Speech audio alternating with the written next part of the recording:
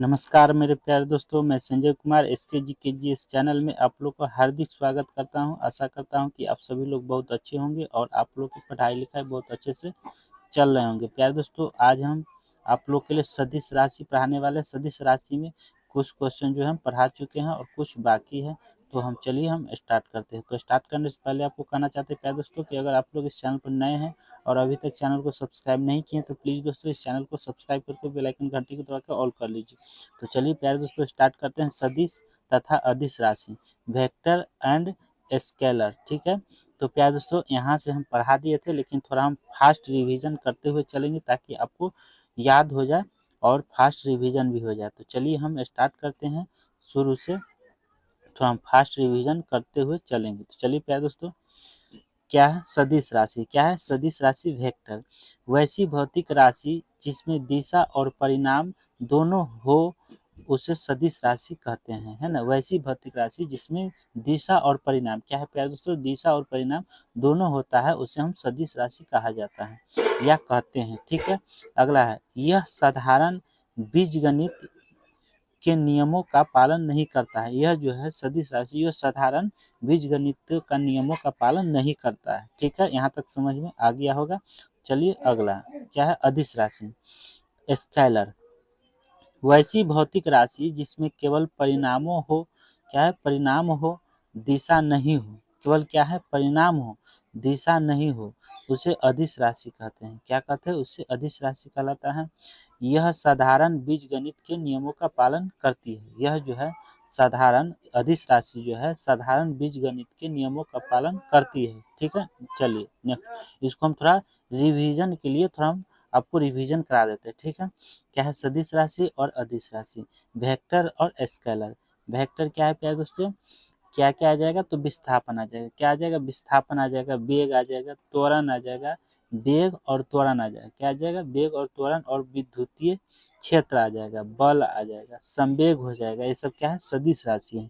आवेग हो जाएगा, चुंबकीय क्षेत्र हो जाएगा, धारा घनत्व हो जाएगा। तो ये सब क्या है प्यारे दोस्तों? सदिश राशि है। तो आप लोग ये सब याद रखिएगा, ठीक है। नेक्स्ट है अदिश राशि, क्या है? द्रव्यमान है। क्या है प्यारे दोस्तों? द्रव्यमान है, कार्य है, ऊर्जा है, शक्ति है। क्या है? ऊर्जा शक्ति है, ठीक है। अगला क्या है? क्षेत्रफल है, घनत्व है, चाल है, दाब है। ये सब क्या है? अदिश राशि है।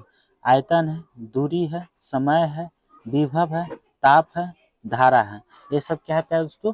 तो अदिश राशि है। तो हम मेरे साथ में आप लोग एक बार थोड़ा फास्ट बोलिए। सदिश राशि क्या है? विस्थापन, बोलिए विस्थापन, वेग, त्वरण, विद्युत क्षेत्र, बल, संवेग, आवेग, चुंबकीय क्षेत्र, धारा, घनत्व। अदिश राशि में बोलिए हम मेरे साथ में, द्रव्यमान, कार्य, ऊर्जा, शक्ति, क्षेत्रफल, घनत्व, चाल, दाब, आयतन, दूरी, समय, विभव, ताप, धारा। तो ये सब जो है याद रखिएगा, ठीक है। नेक्स्ट अगला क्या है? सदिशों का निरूपण, है ना। सदिशों का निरूपण, तो चलिए क्या है? सदिशों का निरूपण करने के लिए किसी भी भौतिक राशियों के ऊपर तीर के चिन्ह का प्रयोग किया जाता है। सदिशों का जो है निरूपण करने के लिए जो है उसके जो है ऊपर तीर का प्रयोग किया जाता है। जहाँ तीर का माथा उसकी दिशा को बताती है तथा उसकी लंबाई उसके परिणाम को बताती है। उसकी लंबाई और परिणाम को बताती है। जैसे एग्जाम्पल में ए जो है वेक्टर, ए क्या है? दिशा को बता रहा है ना, इधर दिशा के बता रहा है, तो ए वेक्टर हो गया, ठीक है।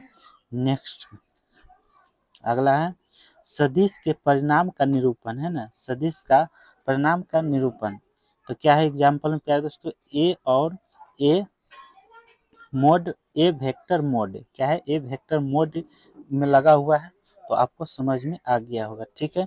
मोड लग गया, इसका मतलब है कि ए केवल जो है सदिश जो है ए जो है इसके ऊपर जो लगा हुआ है, जो दिशा दिया हुआ है, ए नहीं होगा, है ना। ए वेक्टर नहीं होगा। अगर अगर हम दोनों का यूज करते हैं तो ए और वेक्टर तो दोनों आ जाता है। ए और वेक्टर अगर इसमें हम मोड लगा देते हैं तो इसका वैल्यू खत्म हो जाता है वेक्टर का। वेक्टर का क्या है? केवल ए बच जाएगा। क्या बच जाएगा? ए बच जाएगा। इसमें मोड लग गया तो ए लिखो, या ए और ए और ए जो है वेक्टर के बीच में क्या लगा दिएगा? तो मोड लगा दिएगा, इसीलिए उसका मान ए ही हुआ, है ना, और में लिखा हुआ, ठीक है, समझ में आ गया होगा। सदिशों का बीजगणित, वेक्टर अलजेब्रा, ठीक है, सदिशों के जोड़ का नियम, चलिए बताते हैं।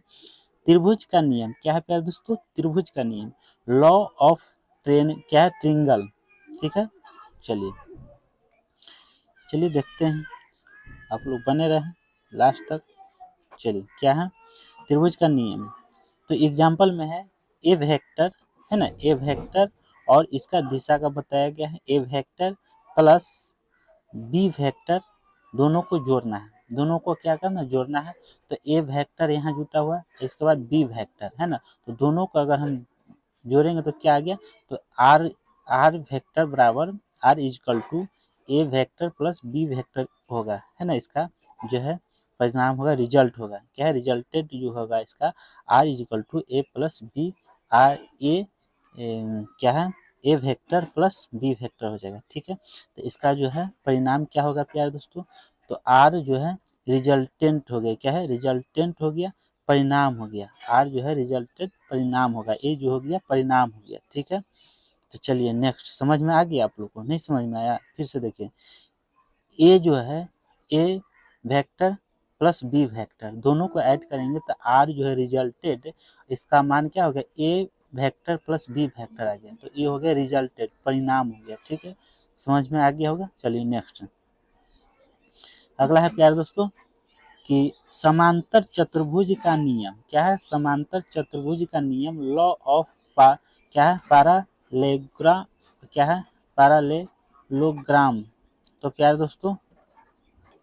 दोस्तों आप लोग लॉ ऑफ पैरालेलोग्राम, यदि कोई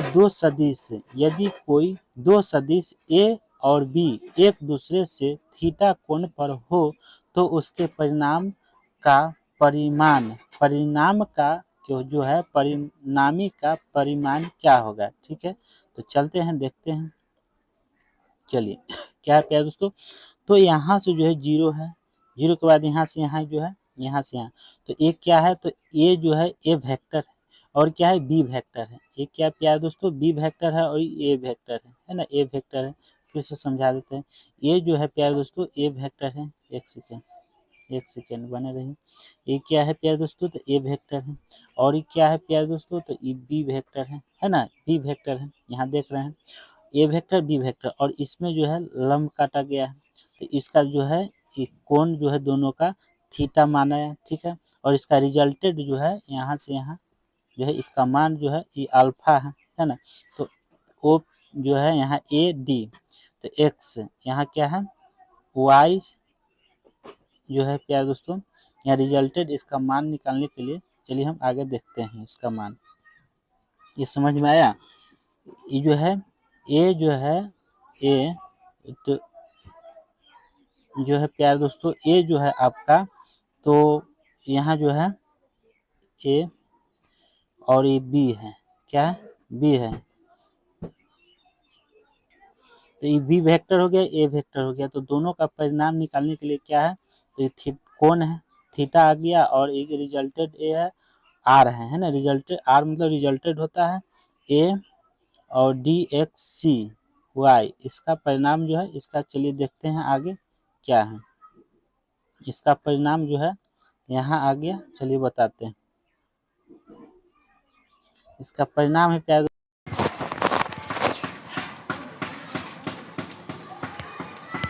इसका जो परिणाम है प्यारे दोस्तों, आर रिजल्टेड था, तो आर जो है रिजल्टेड बराबर क्या होता है प्यारे दोस्तों, तो इस जो root under A equal to A square plus B square plus 2ab cos theta होता है, और इसका जो है प्यारे दोस्तों मिनिमम जो है मान -1 कॉस थीटा, मैक्सिमम मान जो है 1 होता है, मिनिमम मान जो है -1 कॉस थीटा, मैक्सिमम मान 1 होता है, ठीक है।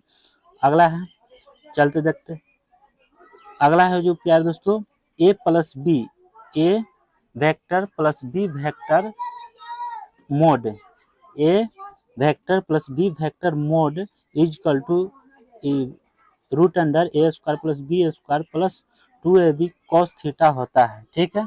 और माइनस में देखेंगे तो A A vector minus B vector mod इसका इक्वल टू क्या होता है, A square plus B square minus 2ab cos theta इसका मान होता है। तो आप लोग याद रखें माइनस में तो माइनस लगा देना है, प्लस से पूछा है तो प्लस लगा देंगे। याद हो गया होगा, आप लोग देख लीजिएगा, ठीक है। चलिए नेक्स्ट, थीटा बराबर एक वेक्टर तथा बी वेक्टर के बीच का कोण होता है ना, कोण है, ठीक है। दो सदिशों के परिणामी का परिमाण कभी भी शून्य नहीं हो सकता है ना। दो सदिशों के परिमाणी का परिमाण कभी भी शून्य नहीं हो सकता और न ही ऋणात्मक, ठीक है। नेक्स्ट, यदि किसी वस्तु पर पूरब की दिशा में 3 न्यूटन का बल लगता है तथा उत्तर की दिशा में 4 न्यूटन का बल लगता है तो परिणाम बल क्या होगा, है ना। क्वेश्चन है कि यदि किसी वस्तु पर पूरब की दिशा में 3 न्यूटन का बल लगता है तब उत्तर की दिशा में 4 न्यूटन का बल लगता है तो परिणाम बल क्या होगा। तो चलिए देखते हैं, है ना। क्वेश्चन बहुत अच्छा क्वेश्चन है। तो देखिए कह रहा है किसी वस्तु पर पूरब की दिशा में, ये क्या है प्यारे दोस्तों, तो पूरब है। पूरब की दिशा में 3 न्यूटन, क्या है, 3 न्यूटन का बल लगता है। और उत्तर की दिशा में इधर जो है प्यारे दोस्तों, उत्तर की दिशा में नॉर्थ में क्या है, 4 एन लगता है, न्यूटन लगता है, 4 न्यूटन लगता है, बल लगता है। तो परिणाम बल क्या होगा। तो चलिए क्या है प्यारे दोस्तों, यहाँ देखिए ये उत्तर है, उत्तर में 4 न्यूटन लग गया और ये पूरब में 3 न्यूटन लग गया, देख रहे हैं, ठीक है। तो चलते देखते हैं, तो सोल्व है, सोल्व करना है। थीटा, थीटा बराबर 90 डिग्री, ए बराबर 3 न्यूटन, बी बराबर 4 न्यूटन, ए बराबर 3 न्यूटन, बी बराबर 4 न्यूटन। तो चलते हैं रिजल्ट देखते हैं, इसका रिजल्ट देखते हैं। तो root under A square plus B square plus 2ab cos theta formula लगेगा। रिजल्ट में रूट अंडर 3 स्क्वायर प्लस क्या कि ए का मान क्या है, 3 है। यहाँ देखिए ए के मान क्या है प्यारे दोस्तों, तो 3 है। तो 3 स्क्वायर प्लस बी का मान 4 है, तो 4 स्क्वायर प्लस 2 गुना ए का मान 3 प्लस गुना 4, है ना। यहाँ देखिए 3 गुना 4, यही दोनों मान यहाँ रखाएगा गुना में 2ab के मान पर, तो 2 तो रखा ही गया, ए का मान 3, बी का मान 4 गुना कॉस थीटा, कॉस थीटा का मान क्या है प्यारे दोस्तों, तो कॉस थीटा का मान 90 डिग्री, ठीक है। चलिए 90 रखा गया, कॉस थीटा 90। तो रूट अंडर 3 का स्क्वायर प्लस 4 का स्क्वायर प्लस 2 गुना 3 गुना 4 जीरो, तो कॉस 90 डिग्री का मान कितना होता है, 0 होता है। तो 3 तिया 9 प्लस 4 चौक 16 प्लस 2 तिया 6 और 6 चौक, यहाँ देखिए 3 तिया 9 4 चौक 16, ठीक है, 4 चौक 16 हो गया। और क्या हो जाएगा, तो 4 चौक 16 हो गया इधर, और इधर हो जाएगा 2 2 तिया 6 और 4, और जितना भी अंक है उतना में अगर 0 से गुना होगा तो क्या प्यारे दोस्तों, 0 ही होगा। अब जितना भी क्वेश्चन अंक लिख दीजिए उसमें अगर 0 से गुना कर दिए तो मान कितना होगा, 0 होगा। इसीलिए 9 प्लस 16 प्लस 0 इक्वल टू क्या हो जाएगा, रूट अंडर 25, 25 का रूट अगर निकालेंगे स्क्वायर तो क्या हो जाएगा, 5 न्यूटन। तो इसका मान कितना हो गया प्यारे दोस्तों, तो 5 न्यूटन हो गया। तो आंसर क्या हो जाएगा, 5 न्यूटन हो गया। तो आप लोग को समझ में आ गया होगा। अगर एक क्वेश्चन आप लोग को समझ में नहीं आया होगा तो हम जरूर इस क्वेश्चन को हम फिर से आपको बताएंगे, आप कमेंट बॉक्स में बताइएगा, हम अलग से सोल्व करके हम आपको स्पेशल हम बता देंगे इसको, ठीक है। अगर नहीं समझ में आया होगा तो जरूर बताएंगे। तो आप लोग देख लीजिएगा। तो अगला क्वेश्चन, चलिए हम बताते हैं अगले क्वेश्चन, देखते हैं, है ना। अगला क्वेश्चन बता दें कि कल बता देंगे, तो इस क्वेश्चन को रहने दीजिए, अगर कहिएगा तो हम बता देते हैं, ठीक है, कोई दिक्कत नहीं। लेकिन हम कल बता देंगे। इस क्वेश्चन को आप लोग रिवीजन करके आइएगा। इस क्वेश्चन को जो है आप लोग को रिवीजन करके आना है, एक क्वेश्चन को, और अगला क्वेश्चन बना के आइएगा। कल हम पूछेंगे आप लोगों से, ठीक। इस क्वेश्चन का जवाब आप लोग कमेंट बॉक्स में बताइएगा। अगर किसी का समझ में आ गया होगा तो यस, नहीं समझ में आ गया होगा तो नो लिखना है, ठीक है।